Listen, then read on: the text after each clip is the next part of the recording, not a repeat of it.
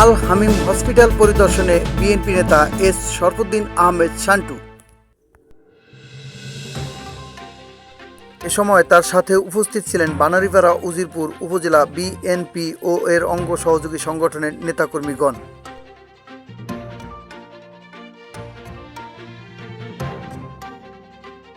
এ সময় হসপিটালের প্রতিটি floor, lab, operation theatre, cabin সহ প্রত্যেকটি রুম পরিদর্শন করেন তিনি এবং হসপিটালে কর্মরত সকলকে দিক নির্দেশনামূলক পরামর্শ প্রদান করেন।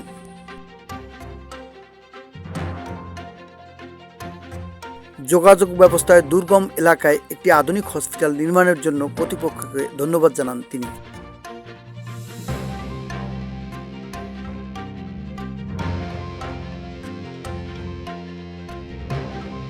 শারীরিক পরীক্ষা শেষে সাতলা, হারতা ও ওট্রা ইউনিয়ন বিএনপি ও এর অঙ্গ সহযোগী সংগঠনের নেতাকর্মীদের সাথে ঘরোয়া বৈঠক করেন তিনি।